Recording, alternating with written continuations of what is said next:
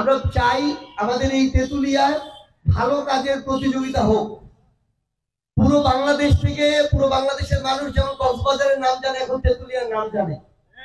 এখানে অর্গানিক চায়ের বাগান হচ্ছে, কাঞ্চনজঙ্ঘা দেখা যায়। এই জন্য আমাদের গুরুত্বপূর্ণ দায়িত্ব হচ্ছে বাইরে থেকে যে মানুষগুলো আসে তাদের সাথে সবচেয়ে ভালো ব্যবহার করা, ইভেন পরিবারের মানুষদের চেয়েও ভালো ব্যবহার করা।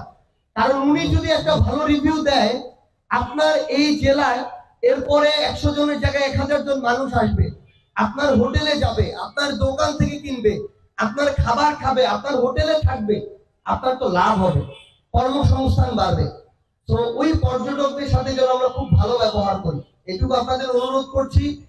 আর আপনার তেতুলিয়া বাংলাদেশের অন্যতম গুরুত্বপূর্ণ উপজেলা, আমাদের তেতুলিয়া অন্যতম গুরুত্বপূর্ণ উপজেলা। দয়া করে আমরা যেন এটা সুন্দর করে গুছায় রাখি।